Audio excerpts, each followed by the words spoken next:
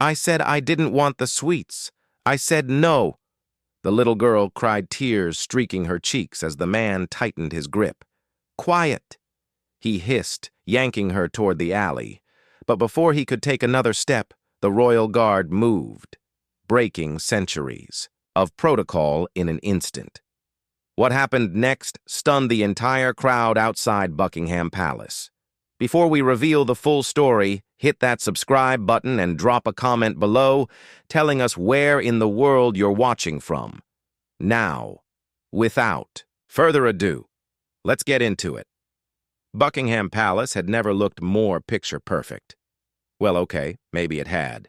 But beneath that soft summer blue sky with the black and gold gates practically gleaming in the late morning sun, it felt like something.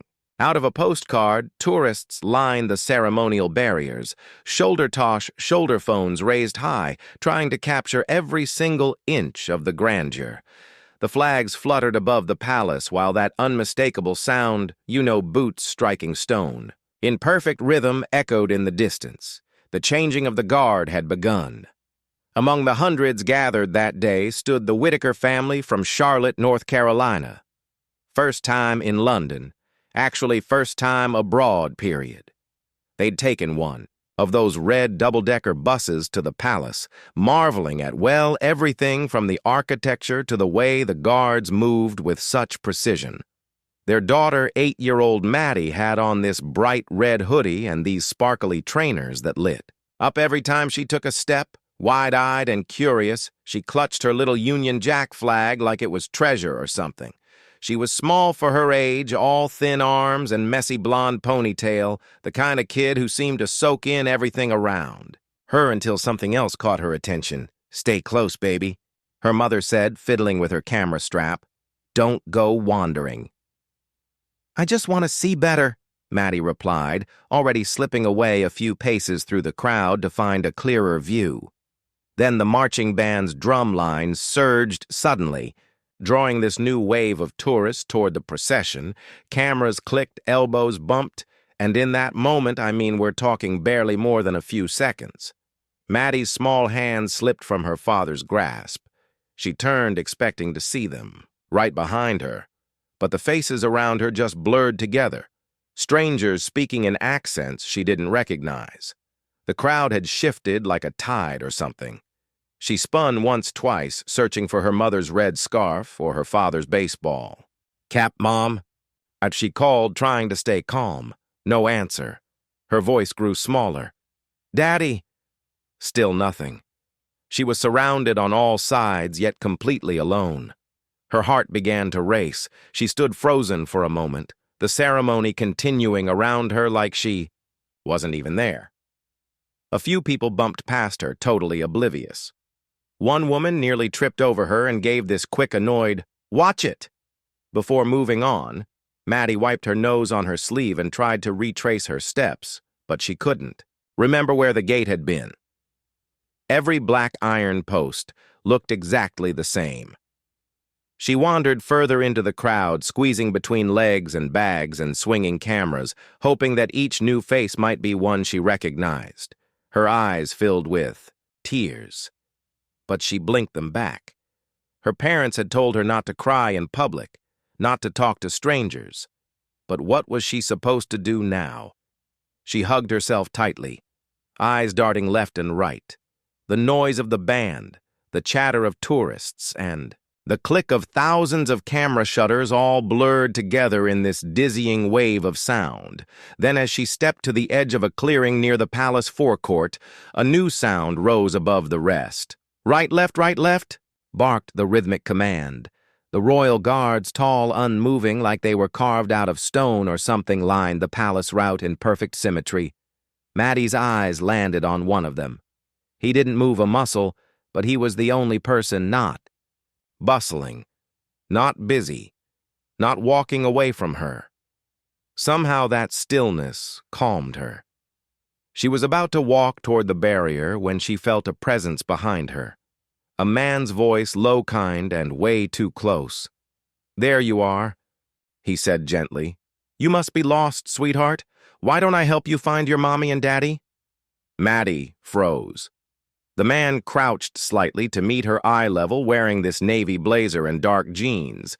He looked clean, respectable even. His smile was tight, but practiced. The kind adults wear when they're trying too hard to seem safe. He didn't look like a monster. That was the worst part. Maddie took a step back. "It's okay," he said softly, hands raised like he was calming some scared animal. "You're not in trouble. I saw you walking by yourself and figured you got separated. These crowds can be a nightmare. Tell you what, let's go find a palace guard or a policeman. Together." "Yeah." She didn't answer. "Or maybe you'd like a chocolate bar. I've got one in my bag, just something to make you feel better while we wait for your parents to turn up." Maddie shook her head, remembering what her mother had said. Don't take anything from strangers, especially candy. Her parents had even taught her the term bad touch. What to do if someone made her uncomfortable. But this wasn't like the videos at school. It was messier. It didn't feel dangerous at first, just off. "I'm not allowed to go with strangers," she muttered. His smile remained, but something cold flickered in his eyes. "Oh, I'm not a stranger. I'm a helper. See, my daughter's just about your age. Same wild hair, too." He laughed as if they were old friends. "Let's go take a little walk." "Yeah. I think I saw a police officer a few meters down the path." He gently touched her shoulder to guide her. She pulled. "Away, don't touch me," she said louder now. The man's eyes darted around. A few tourists passed, none of them paying attention. He smiled again, but this time it didn't reach his eyes. "I'm trying to help you," he said, voice tightening. "We don't want to make a scene." "Do we?" Maddie's breathing grew shallow. Her instincts screamed. She took a step back, but his hand shot out again, this time wrapping around her wrist. Not tight, not yet, but firm enough that she couldn't easily slip away. "Let go," she said, starting to panic. "No need for that tone," he whispered harshly, his face shifting from friendly to something else. "We'll find your parents. Don't worry. Come on." She tried to twist free, but he leaned in close. "If you scream, I'll tell. Everyone, you're my niece. You don't want people to think you're lying, do you? Just be a good girl, and this will be over quick." His other hand moved to the small of her back, not a guiding touch. Something different. Something wrong. Maddie gasped, said stop. She cried loud enough that a few heads turned, but most looked away, probably thinking it was just some fussy child or tired tourist. The man's grip tightened. "Enough," he hissed. "You're coming with me now." And with that, he clamped one hand over her mouth and began dragging her sideways through the crowd. Everything blurred. Maddie kicked at his leg, but he was too strong. The candy offer was gone. The fake warmth gone. Now he was just force pulling her toward this alley that curved behind. The palace square. Her eyes darted frantically. People were nearby, but none looked directly at them. Her scream muffled against his hand.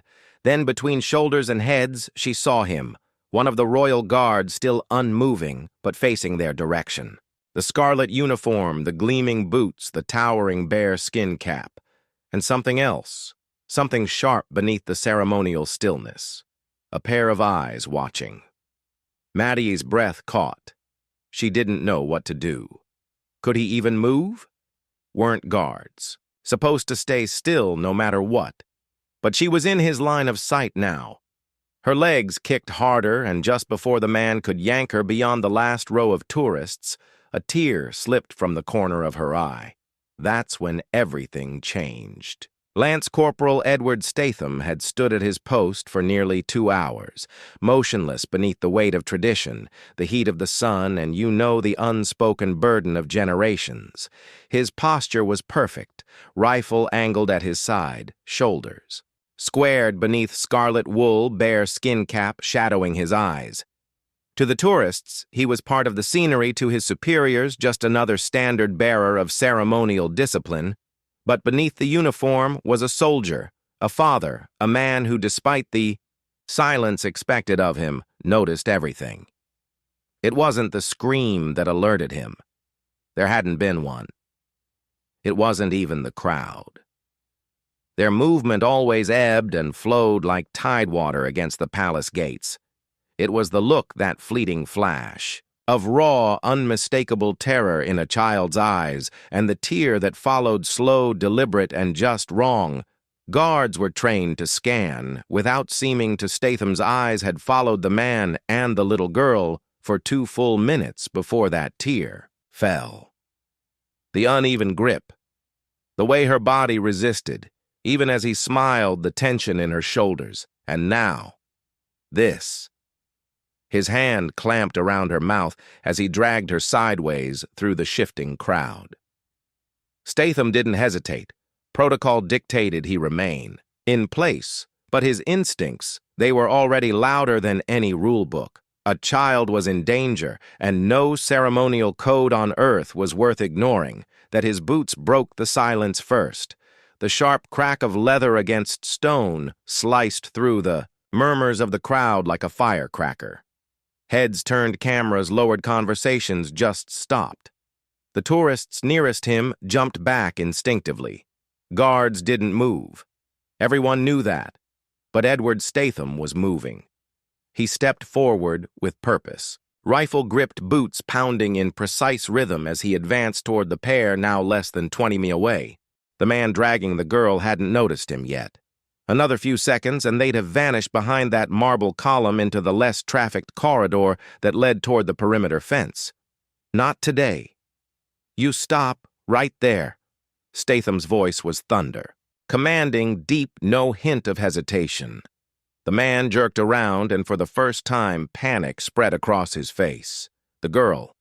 Maddie kicked his shin hard and wriggled free for half a second before he yanked her back against him. I said, "Drop the child." Now. People were pulling away, creating space instinctively. Phones came up. Tourists scrambled to record what they assumed must be some dramatic ceremonial moment. It wasn't. The man tried to smile again with that same practiced ease. I was just helping. Her. She's lost. Statham didn't wait for lies. He broke into a run. 12 strides closed the distance. The man spun, dragging Maddie in front of him like some kind of human shield. Stay back. She's lost. I swear. The soldier didn't blink in one smooth movement. He dropped his rifle, pivoted on his heel, and slammed his full body weight into the man's chest with military precision. The impact sent both sprawling to the cobblestones. Maddie tumbled safely to the side. In seconds, the man was face down, Statham's. Knee planted between his shoulder blades, one hand wrenching his wrist behind his back, while the other locked around the base of his neck. "Let me go!" the man shouted. "This is assault. I didn't do anything." But the moment his hand had been forced off Maddie's mouth, her voice returned, loud, trembling, but unmistakably real. "He touched me," she cried. "He said he'd buy me sweets, and he put his hand on me. I said no. I told him no. He tried to pull me away." The crowd's mood shifted instantly from confusion to realization, from whispers to disgust. Murmurs rippled. Did she say he touched her? That's not his daughter. Someone called the police. Palace security had already begun moving. 2 officers sprinted from the gate checkpoint, while a third radioed for city police. In the meantime, Lance Corporal Statham held the man pinned with the quiet strength of someone who had done this before, many times under far more dangerous circumstances. "You all right?" he asked over his shoulder, never taking his weight off the man beneath him. Maddie, now crouched on the pavement, nodded shakily. He tried to drag me away. I didn't know what to do. "You did everything right," Statham said firmly. "You said no. That's all anyone ever has to say." Palace security arrived within seconds, securing the man in proper handcuffs, while another officer stepped between Maddie and the scene, shielding her from the growing crowd. "He said he was helping me." She sobbed. "He said he'd take me to the police." "You did the right thing," the officer assured her gently. "And that man is not going anywhere now." The arrested man spat toward the ground, still panting from the tackle. "This is madness. I'm not a criminal." But just then one of the security supervisors approached from the side, his face grim. "We've got a hit on his ID," he said. "Name's Peter. Larrick registered sex offender out on parole, multiple charges from 10 years ago." Even the tourists could hear the words. A wave of revulsions swept the crowd. People stepped back. Parents gripped their children tighter.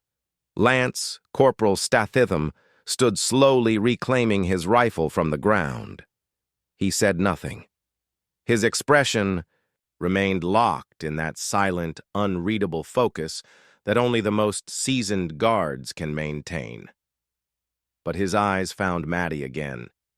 She looked up at him, not scared anymore, not crying, just wide-eyed and grateful. And for the first time that day, Edward, Statham gave a slight nod. He hadn't just broken protocol, he'd broken it for the right reason. By the time the City of Westminster police arrived, the palace courtyard had transformed from this picturesque tourist hotspot into an active scene of intervention. Barriers had been reinforced by palace security. The crowd had thinned, pushed back by officers keeping a respectful radius. Tourists whispered among themselves, still trying to process what they had just seen.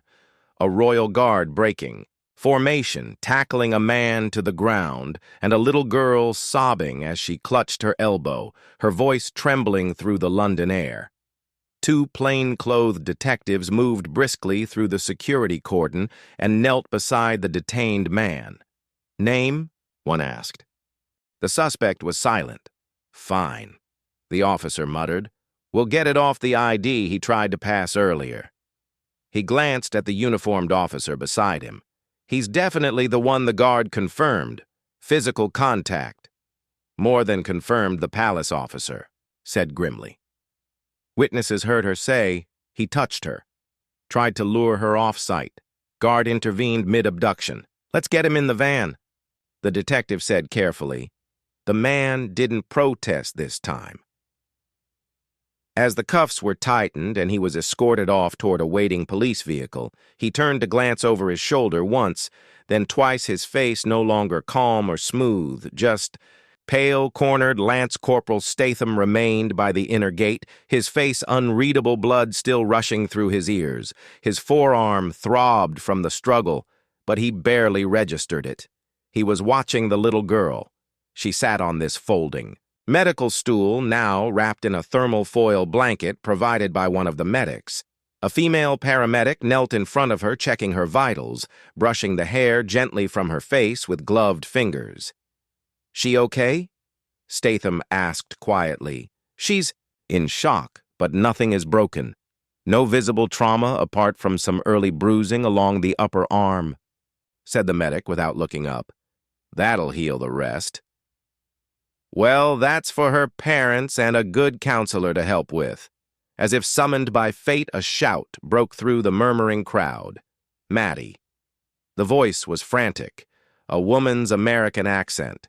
Seconds later, a man's voice followed, just as panicked Maddie. "Where is she?"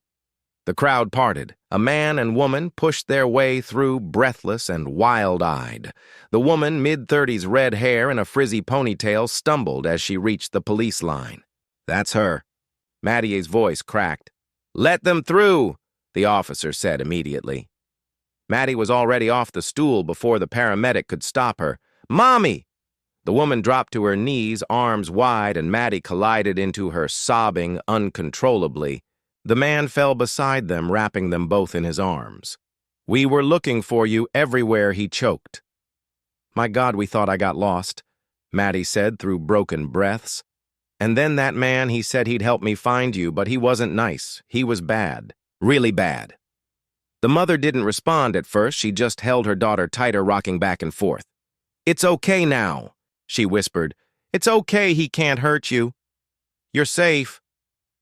Lance Corporal Stathitham stood at a distance, expression still fixed in disciplined neutrality, but his jaw flexed slightly as he watched the reunion. The father looked up, his gaze locking on Statham. "Was it you?" he asked, rising slowly. "You're the one who—" Statham offered only a small nod. "I intervened." The father crossed to him quickly and extended his hand. "You saved her, sir. I don't even know what to say." Statham hesitated.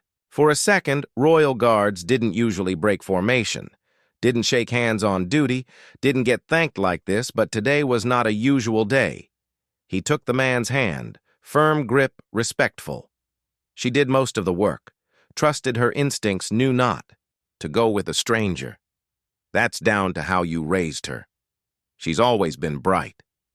The father said, takes everything in. But my God, if you hadn't seen her. We were just taking a photo, the mother said, wiping her eyes. Just one picture of the march, and then she wasn't there anymore. We thought maybe she'd wandered back to the gate, so we circled around, and it only takes a few seconds, Statham said. His voice wasn't harsh, but it carried weight. Tourist spots like this are prime targets, and predators don't need much time. The father looked down, shame rising in his face. We never thought nobody ever does, Statham said. But from now on, always keep her between you and the crowd, one hand on her.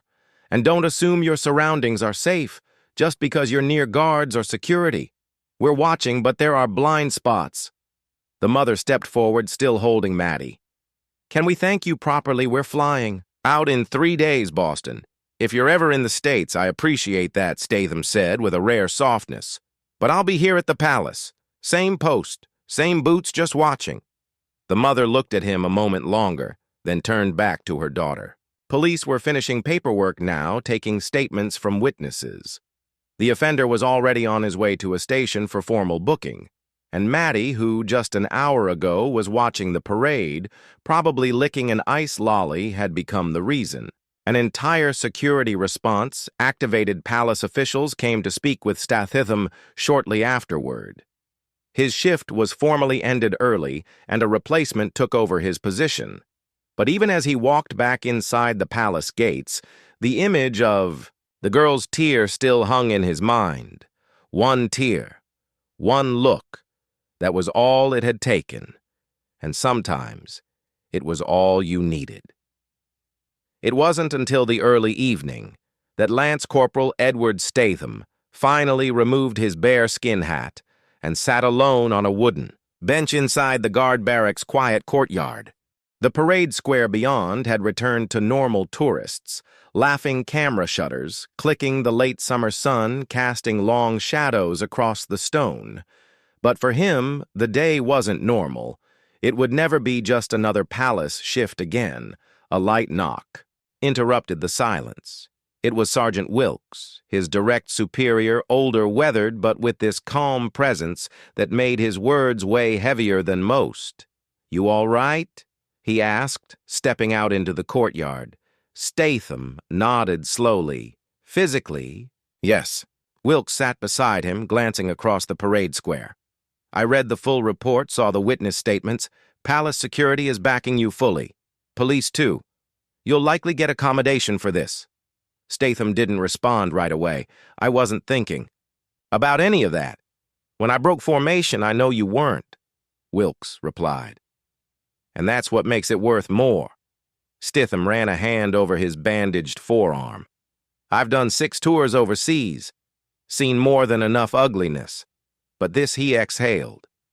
"This was a child in the middle of London, 10 FT from the gates of the Crown, and he still tried it. They always do," Wilkes said quietly, "because they think the uniform means statues, not soldiers." Statham looked up.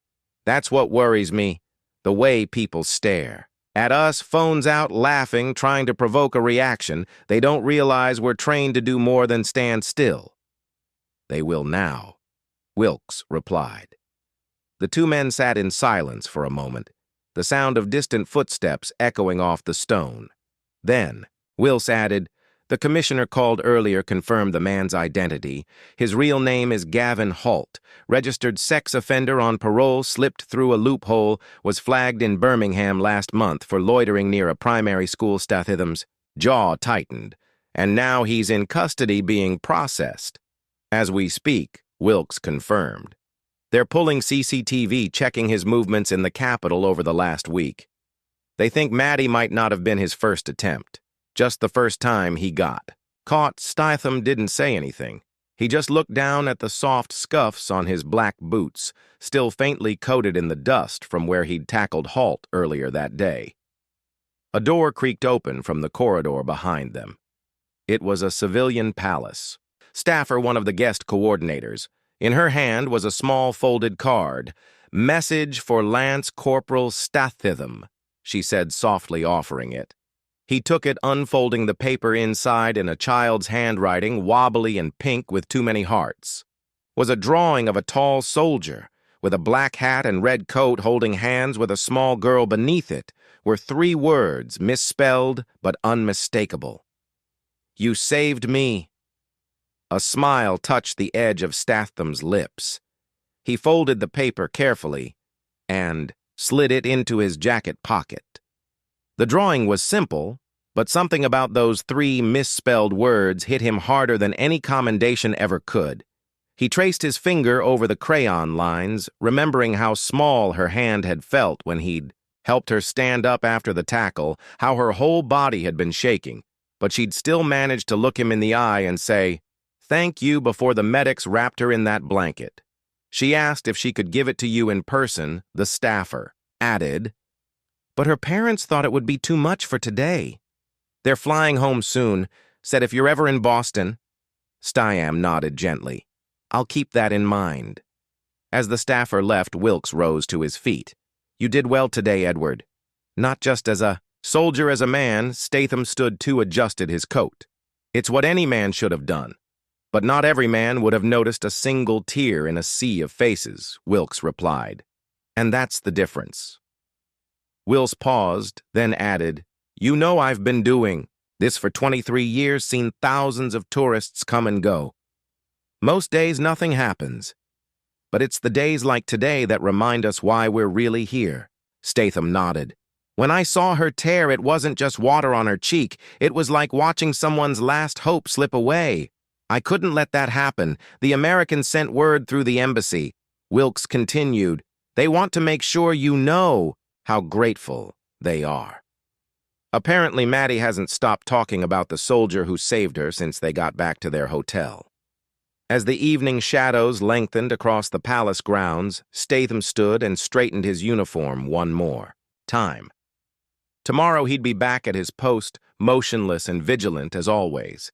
But something had shifted inside him today. Every child's face in the crowd would mean something different now. Every tear would be a potential call for help. And he'd be ready. Because sometimes being a guardian means more than just standing guard. What would you have done if you saw a little girl crying through a crowd? Would you have noticed that silent plea for help?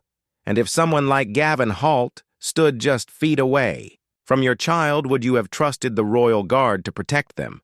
Let us know your thoughts in the comments below.